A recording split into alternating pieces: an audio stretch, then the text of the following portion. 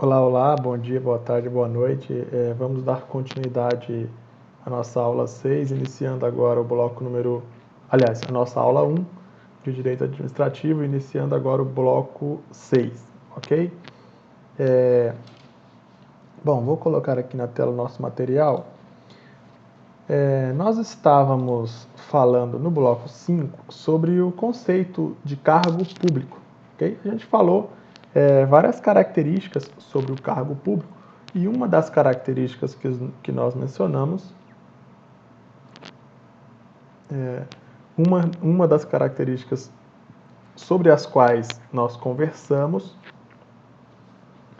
é a característica segundo a qual um cargo público ele é criado por meio de uma lei, né? É uma lei, de acordo com o artigo 49 da Constituição, é uma lei que cria o cargo público, é uma lei que modifica o cargo público e é também uma lei que extingue, elimina o cargo público da ordem jurídica brasileira. Beleza, tranquilo. Então, vamos criar um cargo público de técnico do INSS. Beleza, é por lei que tem que criar, tá bom?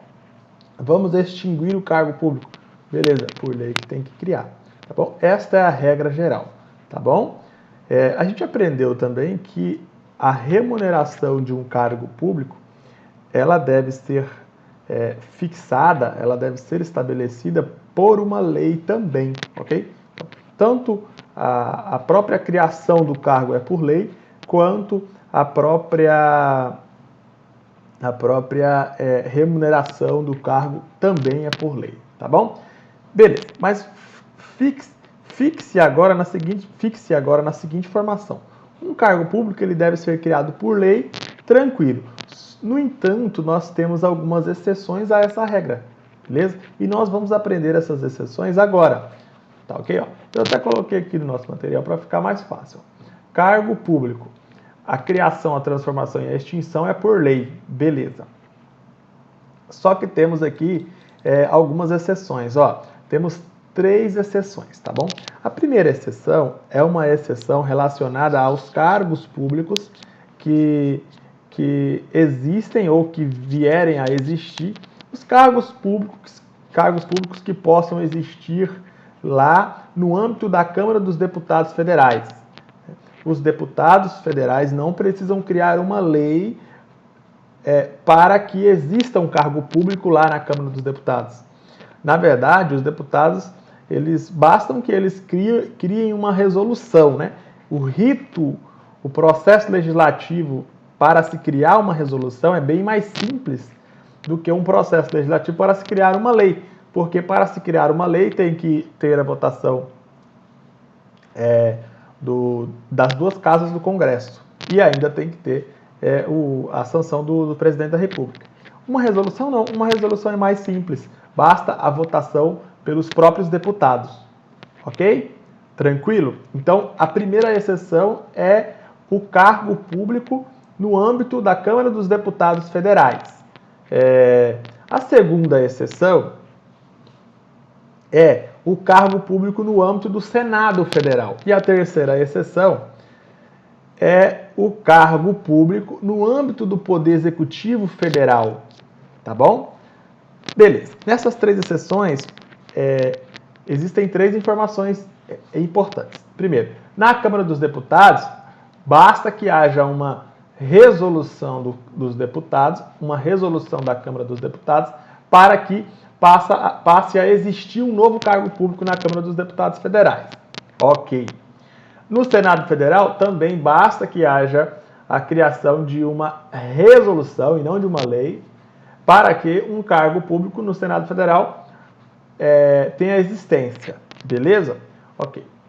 Agora, no âmbito do Poder Executivo Federal, né, o presidente da República, ele também pode criar um cargo público. Aliás, o presidente da República, ele não pode criar um cargo público, mas ele pode extinguir um cargo público. Então, tomemos cuidado, tá? Temos 3 exceções.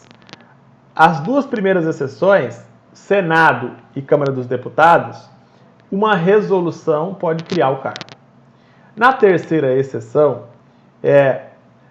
o presidente da República não pode criar um cargo, porque o presidente da República não faz lei. Quem faz lei é o legislativo. Ok. Mas o presidente da República pode extinguir o cargo se esse cargo estiver vago. Beleza? Tranquilo? Então essas são as 3 exceções que devemos comentar. Lembrando que a criação, a transformação e a extinção de cargos no âmbito da Câmara dos Deputados, por meio de resolução, está prevista no artigo 51, inciso 4 da Constituição Federal, ok? Enquanto que a criação, transformação e extinção de cargo público no âmbito do Senado Federal está prevista no artigo 52, inciso 13 da Constituição Federal. Beleza.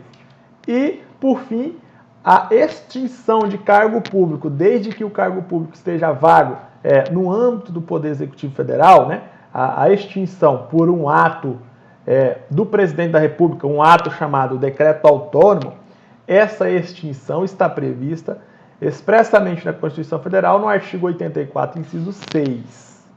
Beleza? Então, artigo 51, artigo 52 e artigo 84, eles mencionam expressamente 3 exceções à regra de que um cargo deve ser criado, transformado e extinto por meio de lei. Tá? Então, resumindo tudo, na sua cabeça grave o seguinte: cargo público, criação por lei, extinção por lei, transformação por lei. Beleza, tranquilo. Cargo público no âmbito da Câmara dos Deputados Federais, criação, extinção e transformação não precisa de lei, basta uma resolução. Cargo no âmbito do poder do Senado Federal, idem. Criação, extinção e transformação, basta uma resolução, não precisa de lei. Agora, cargo no âmbito do Poder Executivo Federal, sob o comando do Presidente da República. Esse cargo, ele vai ter que ser criado por lei, ele vai ter que ser transformado por lei, só que a extinção desse cargo pode ser ou por lei ou por decreto autônomo do Presidente da República, desde que o cargo esteja vago, ok? Então, para o Presidente da República extinguir um cargo, o cargo tem que estar vago, tranquilo? Agora, se a extinção for por meio de lei, aí não precisa de estar vago o cargo, tá bom? Tranquilo? Então, espero que você tenha compreendido essas exceções e também a regra geral de criação, transformação e extinção por lei. Dito isto, passo agora a falar um pouco sobre o cargo efetivo. Bom, lembre-se de que no início das nossas conversas eu disse que um cargo público pode, o cargo público ele pode ter diferentes tipos, né? Existem vários tipos de cargos públicos.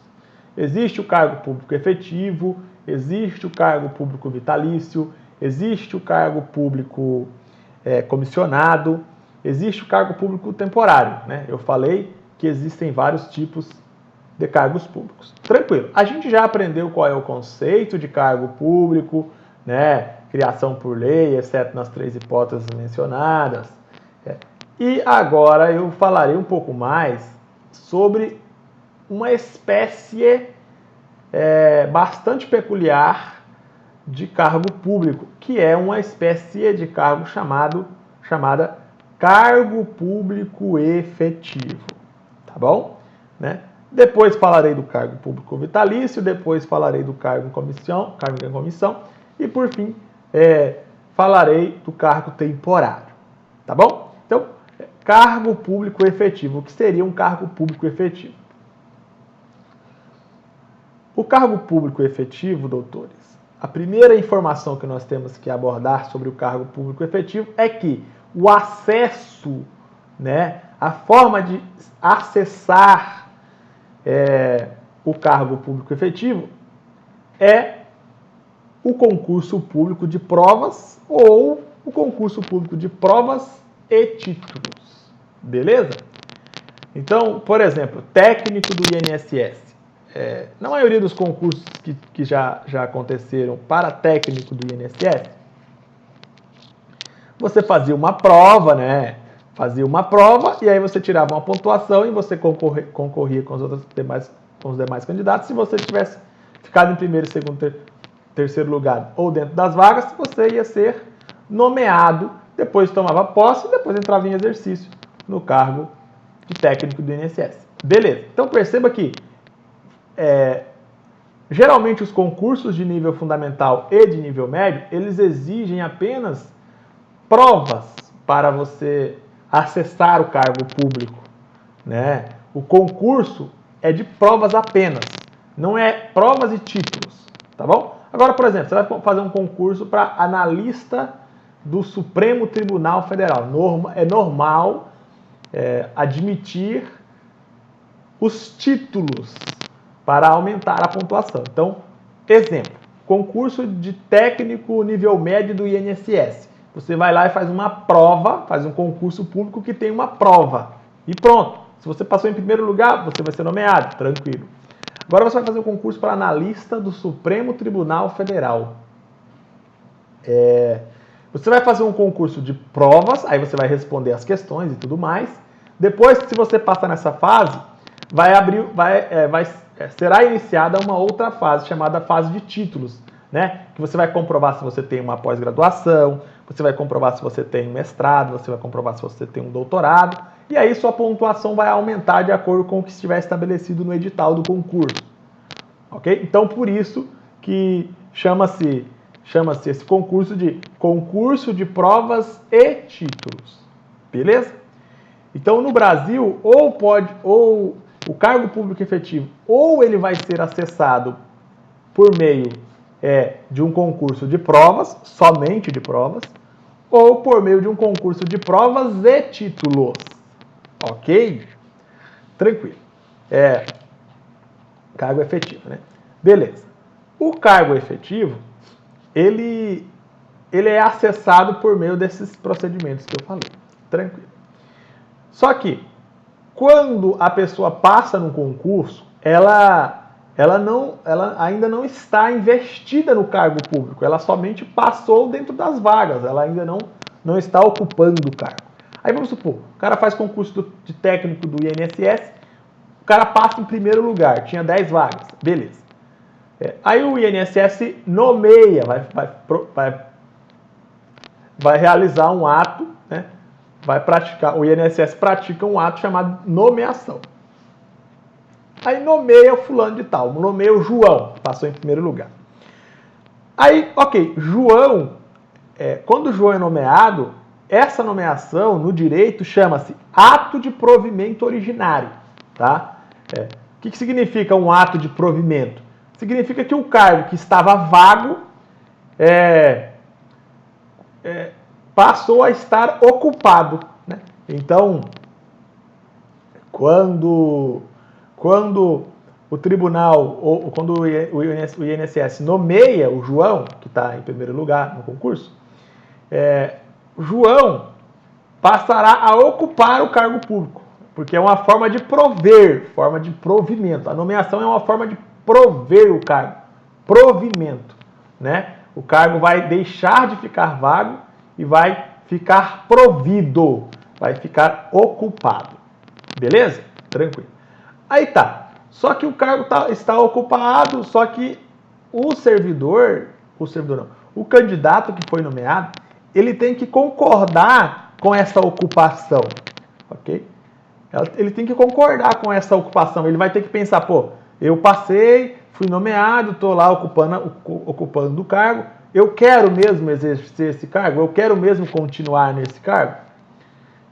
Aí se ele decidir que sim, aí ele vai trazer os documentos pessoais, os exames e tudo mais que são exigidos, e aí ele vai assinar um documento dizendo que aceita aquele cargo. Esse documento é chamado de termo de posse, né? Então, quando ele aceitar o cargo e assinar esse documento, ele vai ter um prazo para isso, obviamente, ele vai tomar posse no cargo. E a posse é o ato pelo qual ocorre a investidura no cargo público. Beleza? Então, primeiro ele ocupa o cargo público, depois ele será investido no cargo público pela posse, e aí depois que ele toma posse, né, que ele está investido no cargo, ele vai ter um prazo aí para ele poder começar efetivamente a praticar os atos em nome do poder público, efetivamente a exercer o cargo público, né? Efetivamente começar a trabalhar no INSS, que foi o caso do meu exemplo. Beleza? Então, assim, perceba que para a pessoa começar realmente a trabalhar na repartição pública para a qual ela fez o concurso, primeiro ele tem que passar num concurso de provas ou provas e títulos, depois ele tem que ser nomeado, né? Aí ele está ocupando o cargo, depois ele tem que tomar posse no cargo, aí ele vai estar investido no cargo, e depois ele tem que entrar em exercício no cargo. Aí sim ele vai estar efetivamente desenvolvendo as atividades específicas daquele cargo para o qual ele foi nomeado. Beleza? Então, o cargo efetivo ele tem essas características básicas que eu mencionei, tá bom? Bom, tranquilo. Existem outras características do cargo efetivo, como, por exemplo, vínculo permanente ou vínculo definitivo. O vínculo permanente ou vínculo definitivo, ele é um vínculo diferente daquele vínculo temporário, aquele vínculo precário, né? Quando a pessoa toma posse e entra em exercício de um cargo público efetivo, ele pode ficar tranquilo que ele vai ficar naquele cargo para o resto da vida se ele se comportar de forma normal, de forma regular, ok? Ele pode ficar tranquilo que se ele começar a trabalhar hoje e acabar o expediente, ele ir para casa, no outro dia ele pode ficar tranquilo que ele vai voltar a trabalhar novamente naquele cargo. Tá? Ele não tem aquela insegurança de que amanhã, mais cedo ou mais tarde, ele vai ser dispensado das suas funções e não vai ter mais o salário mensal do mês, ok? Então, assim, o cargo efetivo ele tem essa natureza de ser um cargo com um vínculo definitivo, um vínculo indeterminado. Por quê? Porque a relação de trabalho entre o servidor público e o poder público é uma relação de trabalho por prazo indeterminado. Ok? Então, tranquilo. Outra característica do cargo público efetivo é o vínculo estabelecido, o vínculo funcional estabelecido entre o servidor e o poder público, né? O servidor é o trabalhador e o poder público é o empregador. O vínculo estabelecido entre essas duas pessoas é um vínculo que ele é regulado, a regulamentação, né? A regulamentação desse vínculo, ela é feita por meio de um estatuto, né? O estatuto nada mais é do que uma lei própria que vai tratar de regras, vai prever direitos, vai estabelecer obrigações para o poder público e para o servidor, né? E essa lei ela é chamada de estatuto, ok? Então, por isso que o servidor ocupante de cargo público efetivo, ele é chamado de servidor estatutário, ok? Porque ele ocupa um cargo cujo vínculo é regulado por meio de um estatuto, que é uma lei própria, específica para aquele servidor, específica para aquela categoria de servidores. Beleza? Tranquilo? Espero que tenha ficado claro. Por exemplo, aqui no estado do Amazonas, no serviço público amazonense estadual, existe uma lei de 1986, que é a lei 1762. A lei 1762, ou 1762, de 1986, essa lei, ela nada mais é do que o Estatuto do Servidor Público Civil do Estado do Amazonas. Lá nessa lei, que vai cair no concurso de tribunal, que nós vamos estudar inclusive, estão previstos direitos, estão previstas obrigações, estão previstas restrições, proibições, que devem ser obedecidas Normas estas que devem ser obedecidas tanto pelo poder público amazonense, né, o Estado do Amazonas, e o Tribunal de Justiça, quanto pelo servidor que vier a ocupar ou que estiver ocupando um cargo público efetivo no âmbito do Estado do Amazonas. Tá bom? Então, se você passar no concurso do Tribunal de Justiça do Estado do Amazonas, você será regulado pela Lei 1762 de 1986. Tranquilo? Beleza. Então, entenda essa característica aí, esse vínculo, né? O vínculo é definitivo, é permanente, não é um vínculo temporário, não é um vínculo precário. E além disso, é um vínculo que é regulado pelo estatuto, que é uma lei própria, tá bom? No caso aí, o próprio estatuto que estabelece esse vínculo aí entre o servidor e o Estado. Tranquilo? Beleza. Outra característica do cargo público, efetivo. Quando você toma posse e entra em exercício, a partir do momento que você começar a trabalhar, você vai estar adquirindo uma coisa chamada tempo de serviço e tempo de contribuição. Quando você completar 3 anos de tempo de serviço, você vai adquirir uma coisa bastante desejada pelos trabalhadores brasileiros, que é a estabilidade no cargo público. Okay? Então, o servidor que cumprir os requisitos do estágio probatório e ficar 3 anos naquele cargo público, atuando de forma regular, tendo um bom desempenho e tudo mais, sendo avaliado positivamente durante esses 3 anos, esse servidor ele se tornará estável nesse cargo público que ele ocupa. Tá? E após esse servidor adquirir a estabilidade, ele é chamado de servidor estável. Tá bom?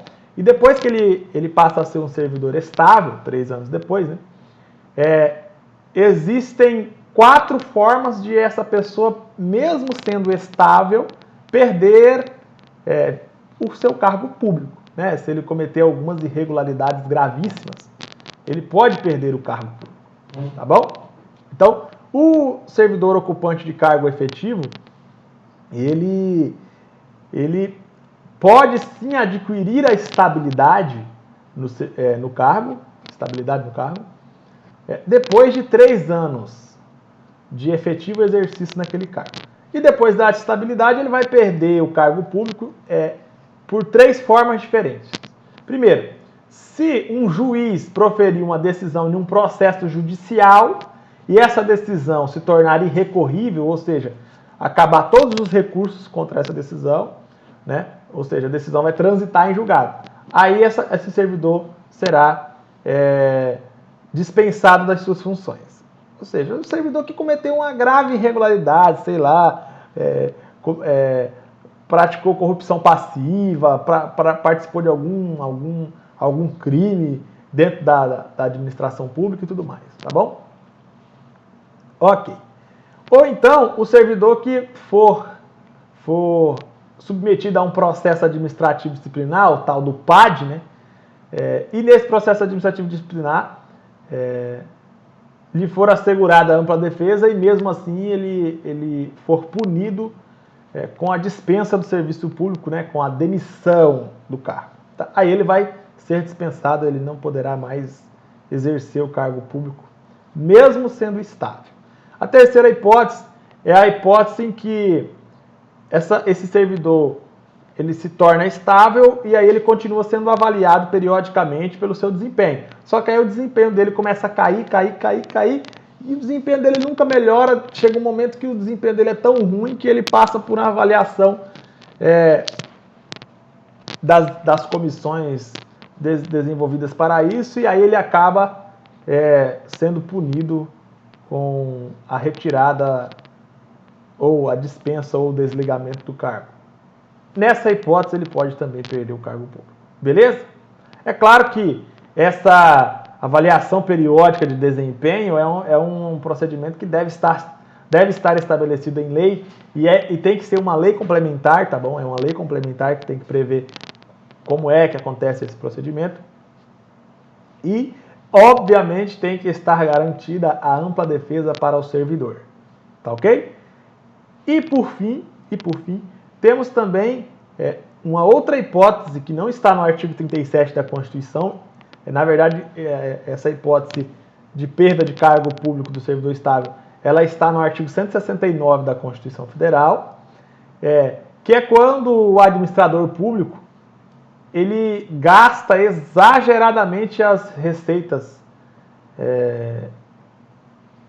públicas. E aí não sobra de nada, extrapola os limites, extrapola todos os limites orçamentários e financeiros, e aí, nessa hipótese, o administrador público vai ter que exonerar alguns servidores. Ele começa exonerando aqueles servidores que não são estáveis. Não, primeiro, ele começa exonerando aqueles servidores que são ocupantes de cargo comissionado.